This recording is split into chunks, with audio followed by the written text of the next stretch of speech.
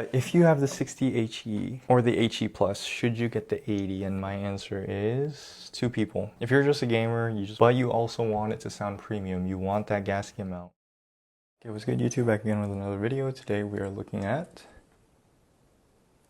Wooting 80HE. This actually came early. I do have the case as well, and then new lekker V2 switches. These are the V2s, right? It doesn't say, I guess it doesn't say on the box, but if these are not the V2s, I will be upset, Wooting.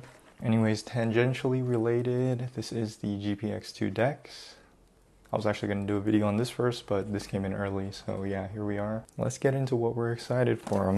I was super excited for this, so I'm really happy it came early.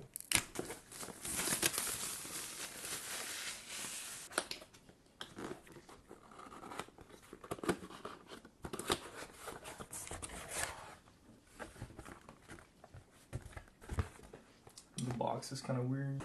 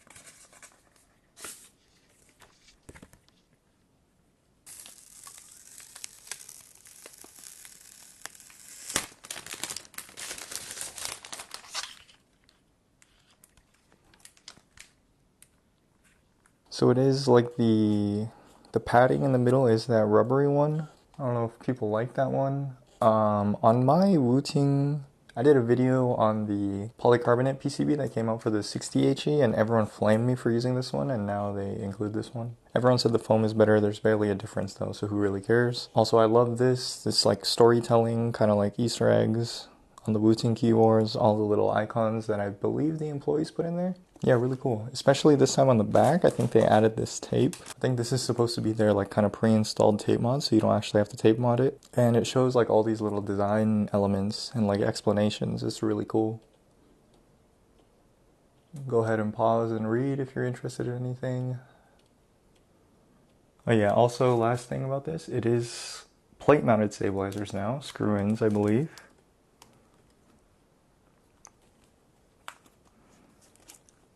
So yeah, no more of their like very bad stabilizers that we had on the original Wooting 60HE that I had. I had a really bad problem with the spacebar. It just always rattled no matter what I did. I don't know if that's directly because of the stabilizers, because I've been fine with plate mount stabilizers on budget keyboards for a long time. So maybe it was the lekker switches having too much wobble in combination with the plate mount stabilizers, but yeah, it's good to see this. You see the gasket mount tabs right here, everything looking good. It's hard to see on camera, but much easier to see in person. If they are, what I will do and what I recommend doing is you can just put it together. You just take out the keycap, you pull it up, and you should get a lube syringe. Craziest thing to say, I know, I'm sorry. But yeah, that I find it always more than enough. You don't have to take it apart. You don't have to dip the stabilizer wires. The only time I would take it apart is if you've tried everything, it still doesn't work. You might want to take out those wires, clean them down, clean off all the lube, and then flatten them. Might be the issue, but yeah. Now here's the hard part. Okay, so for this, I will highly recommend, just go watch their video. They already put it up 2 weeks ago.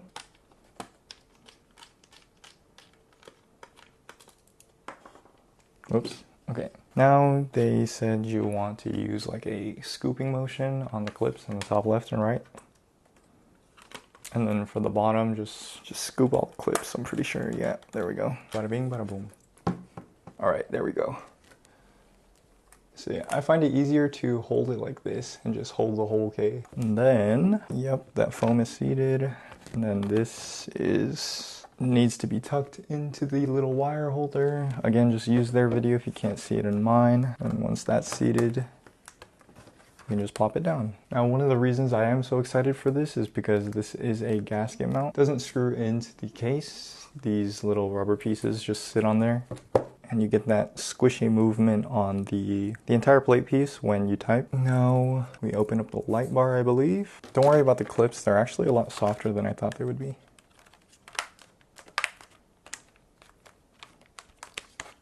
So it is going to rely pretty heavily on placing the screws in, placing them well. Should be 7. Again, check if they aren't there. I believe there are some extra screws here if you're dumb, but me and my viewers, we are very smart. So let's go ahead and put these back.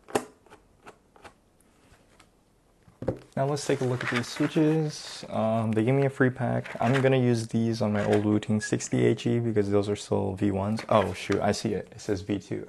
Okay, I was blind, but yeah, I'm going to use these in my old 60 and then I'm going to use these in my 80. I do prefer these. Actually, I haven't even tried these, but I just prefer a heavier switch than the 60s in the first place. So obviously on my main, which is going to be this, I'm going to use the 60s. I love this. Again, the details from this company, it's just like pretty little case you get. Boom. Now before we move on, I did want to do a comparison. Here are the free replacement switches I got with my 60. So apparently the sound is very improved, and the way they improve the sound is by fixing the kind of wobble on the switch. So let's see, this is a fresh V2. I can already tell the acoustics is a bit better. You can hear this is scratchy and high-pitched, right? Wow.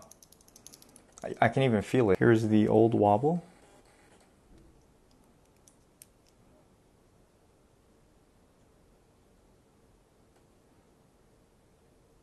Lots of play there. Here's the new wobble. Wow, it's not even moving.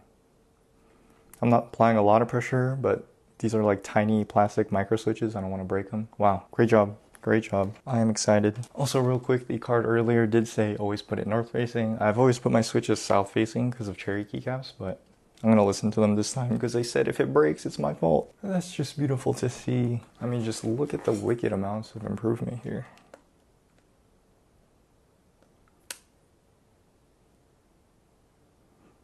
I mean, there is a bit of play because there physically just has to be, but the amount is so minuscule compared to this. Another thing they've done very well is just like not having any switch wobble. So not the stem in the switch, which is already very reduced and very minimal, but the entire casing, the housing in the plate, just doesn't budge. This is just done very well. Okay, now for the keycaps, I didn't get a set of Wooting keycaps. I wanted to kind of match the frost on the case. So I did get a set of Glorious keycaps. They are called the Polychroma RGB. This is crazy, right? I've never covered a Glorious product, but I have used them and I never thought I would buy one again, but I guess this is just the keycaps, right? And it is just because it matches the theme, so. Okay, first thing I do have to say is I hate how this came packaged. Like what am I looking at right now? Like, is this a puzzle? QWERTYUIOP. Okay, there's that row. ASDF, blah, blah, blah, blah. This row. 4, 5, 6 down here. Assuming that's a numpad number. These are the top row because it has the shift buttons. Yeah, this is confusing. I would have just preferred a flat tray, but you know, it is Glorious. There always has to be something to hate about Glorious. I'm sorry. So what the keycap looks like, I believe it is PPT with a printed legend. Kind of matches the case, not too much, but at least with RGB it should look cool, even though I'm not an RGB person myself.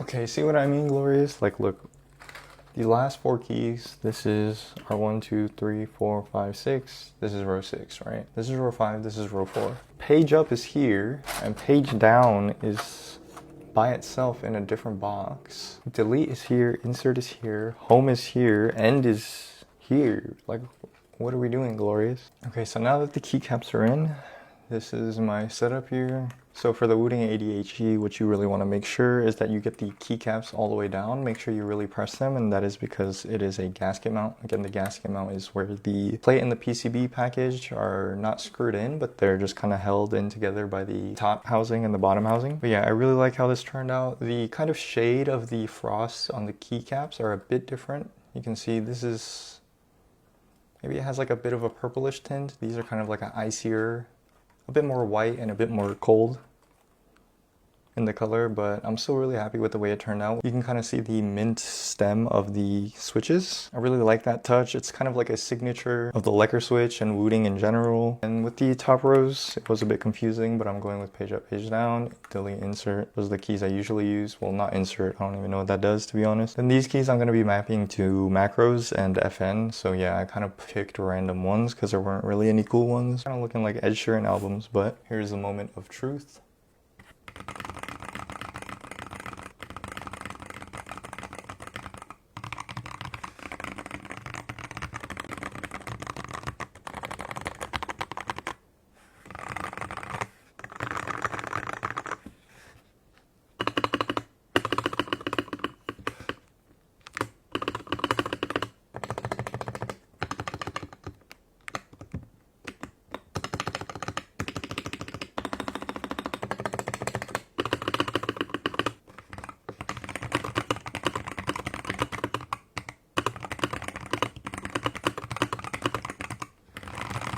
Okay, so that just sounds incredible, right? If you didn't believe in gasket mount and the difference between the Wooting HE and the Wooting 60HE, I guess now you kind of have to. This has the lekker V1s, this has clear ABS keycaps. These are from KBD Fans, sorry. KBD Fans case. I don't have the brass insert in it, so it is kind of empty, but it does have foam padding in the middle. This is also using the polycarbonate plate and the foam in the middle, not the silicone insert in the middle.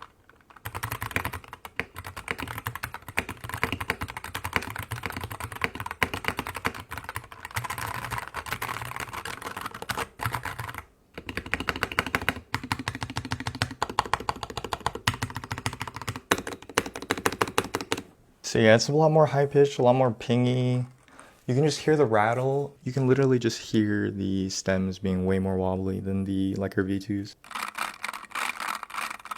Whereas if I run my fingers across the ADHD,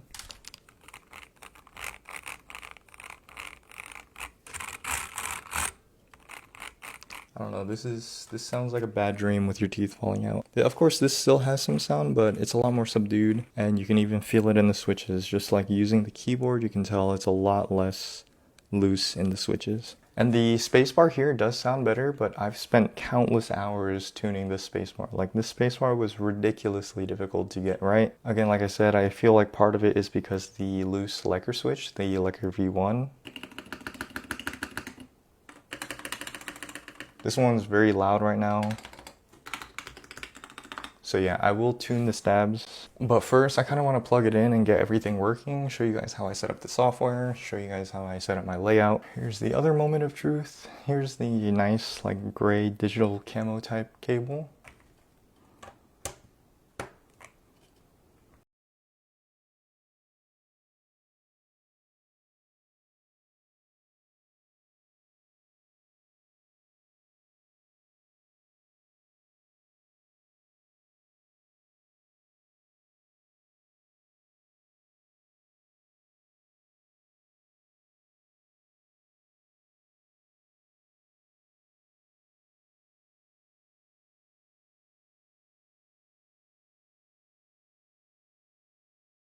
Okay, those are the crazy effects. Me personally, if I do ever use RGB, I just use a static layer. And when you're using this kind of RGB software, you have to realize that what color you pick in the software doesn't really look how it looks in real life. As you can see, I have it at 255, 255, 255, which should be white, but as you can see on the camera, it kind of shows up as a lavender, which is okay, because that's the color I want. That's the exact color I want.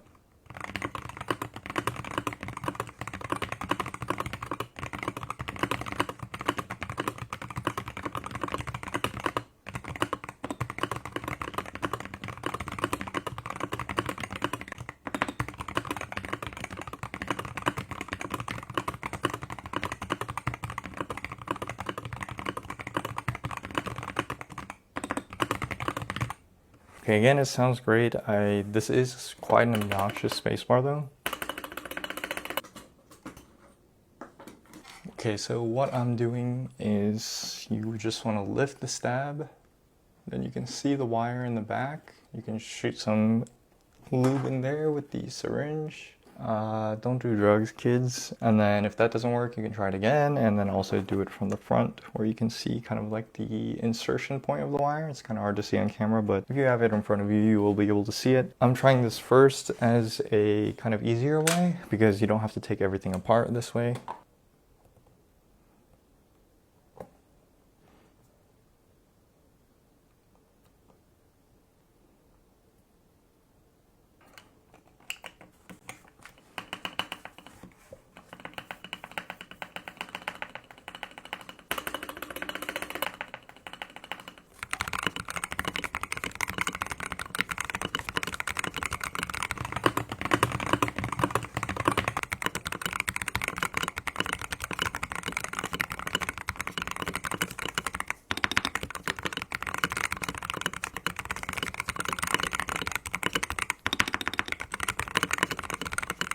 So yeah, obviously you can hear while actually typing, like real typing experience, there's a huge difference. Well yeah, just answering the question everyone wants to know, should you get the Wooting 80HE over the Wooting 60HE? As of right now, I would say yes. It's a good layout. I would have preferred just a one key thing. It is a two key thing. What is that called? Like the 80% layout, put a key here, cut these two off, shift this over. This is a thinner shift, and then you only have two bottom row keys here. I would have preferred that, and 80%, I think 80% is more common. There would be more case compatibility. People are going to complain that this case compatibility is no longer the case here because this is a kind of proprietary layout. I do guess that Wooting wants to make some money because they're going to make their own cases, even though they are releasing the layout for case manufacturers to make cases for. Me personally, having bought a case for this is kind of heavy and clunky. This one is also from KBD fans. I personally don't think it was worth it. And one thing to mention is that I did change the angle of the feet to a bit higher, and these, I'm not gonna lie, get the job done, but these are kind of ugly, I'm not gonna lie. Especially if you don't have the frost case or a white case, then it is gonna look very out of place. But if you have the 60HE or the HE Plus, should you get the 80? And my answer is, okay, it depends. Two people. If you're just a gamer, you just want a game, you just want that SOCD, if you just want that rapid trigger and the low actuation point, you can stick with the 80HE or the 60HE. If you're someone like me who wants to kind of like, you know, kind of bridge the gap between custom keyboard and full-on gamer keyboard, custom actuation, you want rapid trigger, SOCD, good software, web software, but you also want it to sound premium, you want that gasket mount, then yes, you should upgrade to the 80HE, and you can probably still get a good return if you sell your 60. So yeah, I am very happy. If you're someone who cares about bridging the gap between custom keyboards sounding really nice and still getting those gamer features, then yes, the 80 is far and away very worth it. If you don't get the zinc alloy case, which I recommend because I kind of like this aesthetic, especially if you get the smoky one, you can get darker keycaps that look really good with it, then the price will still stay reasonable at around 200. You know, that's expensive, but current market of Hall effect keyboards, the premium ones, they're all going to be around there anyways. And yeah, this just sounds as good as a lot of custom keyboards. You know, my setup in particular, you can still kind of hear the open bottom on the lekker switch. But if you do get Gateron Jades, which will bring the price up a bit, so I don't really recommend it. It will help it a bit, but I do think this is a very successful product from Wooting. The just ability for them to be as transparent as they are, as receptive to feedback as they are, changing the layout, making sure everything's fine, checking the QC from top to bottom when they had one issue. You know, Wooting is really just like a blessing to the fans. You know, reviewers like me, consumers like you, we give our feedback, and the feedback is supposed to mean something eventually, right? Some company out there is going to listen and they're going to do it the right way, but it feels like nowadays those companies show up less and less often, and Wooting is one of them that has shown up and done everything like almost perfectly, right? Meanwhile, you have other companies, you know, I'm not directly calling out or shitting on these companies, but you just kind of hear nothing from them after a long time. I have a code for the Final Mouse centerpiece. Will I even get it? Will it ever come out? Who knows? A company like Endgame Gear, who, again, I'm not just calling them out just to shit on them. I love Endgame Gear's products, but, you know, they have a wireless mouse, XM2W, which is just nowhere to be found. So yeah, to have a company who puts out industry shakers like Wooting does, and still be transparent, and still deliver, and still take care of you, and still be receptive to feedback in a positive way, Round of applause. I recommend it. Recommend this one. If you get the old one, now it has the HE Plus with the screw-in stabs. Get this one for the gasket mount if you care about sound and you want 10 keyless layout.